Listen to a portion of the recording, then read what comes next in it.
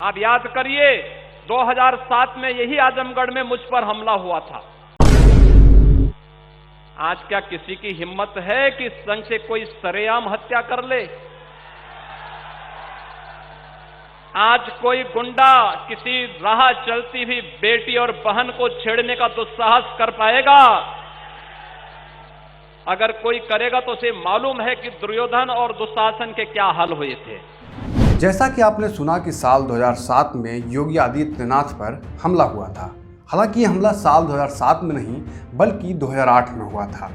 उत्तर प्रदेश के मुख्यमंत्री योगी आदित्यनाथ पिछले दिनों आजमगढ़ में थे और यहाँ उन्होंने एक रैली को संबोधित करते हुए अपने ऊपर हुए हमले का जिक्र किया। जो लोग इस हमले के बारे में जानते होंगे उन्हें पता होगा, लेकिन जो नहीं जानते उनके मन में यह सवाल जरूर उठ रहा होगा कि आखिर ये हमला क्यों हुआ था। चलिए आपको हम विस्तार से बताते हैं। साल 2008 तब योगी आदित्यनाथ गोरक्षपीठ के उत्तराधिकारी और गोरखपुर से सांसद थे। उनके ऊपर आजमगढ़ में जानलेवा हमला हुआ था। योगी आदित्यनाथ के जीवन पर आधारित किताब Yogi Adityanath the rising of a saffron socialist में इस वाक्य का बेहद विस्तार से चर्चा किया गया है। किताब के अनुसार कई सैफरन संगठनों ने हिंदू युवा वाहिनी के नेतृत्व में घोषणा की थी कि वे आजमगढ़ में आतंकवाद के खिलाफ एक रैली का आयोजन करेंगे। 7 सितंबर 2008 को डीएवी ग्राउंड में होने वाली इस रैली में मुख्य वक्ता के तौर पर योगी आदित्यनाथ को आमंत्रित किया गया था। रैली वाले दिन सुबह गोरखनाथ मंदिर से 40 वाहनों का काफिला रैली स्थल के लिए रवाना हुआ। रफ्तार के बीच गाड़ियां गोरखपुर से दोहरी घाट होते हुए आजमगढ़ की तरफ बढ़ीं। 40 गाड़ियों के काफिले में योगी आदित्यनाथ की गाड़ी 7वें नंबर पर थी। ये नंबर याद रखिएगा। हालांकि योगी समर्थकों के पास इस बात की खुफिया सूचना थी कि योगी पर आजमगढ़ में कोई अप्रिय घटना हो सकती है।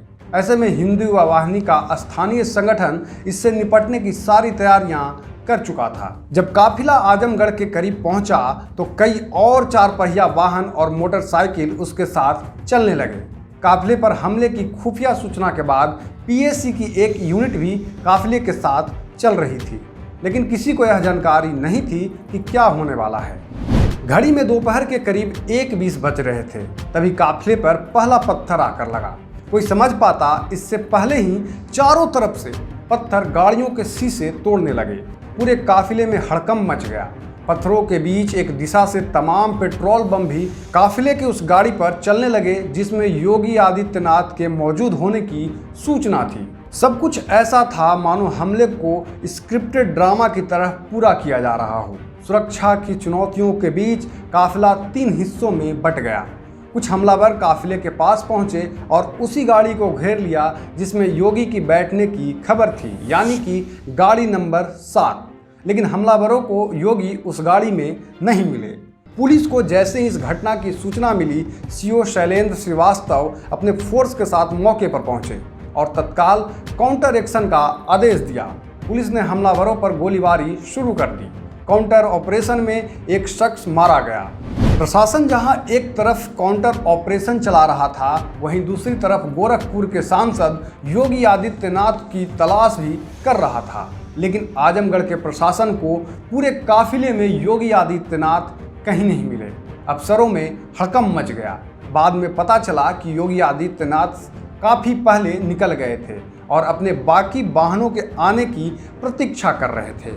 गाड़ियों के नंबर में यह बदलाव ताकिया पीडब्ल्यूडी गेस्ट हाउस में किया गया था। यहीं पर काफिला कुछ देर के लिए रुका था और हमलावरों के पास ताकिया गेस्ट हाउस में आखिरी मिनट में हुए बदलाव के बारे में संभवतः कोई जानकारी नहीं थी।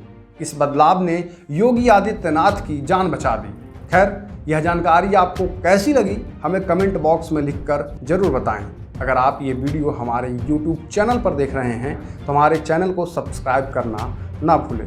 वहीं अगर ये वीडियो आप हमारे Facebook पेज पर देख रहे हैं तो हमारे पेज को लाइक और फॉलो करें। शुक्रिया।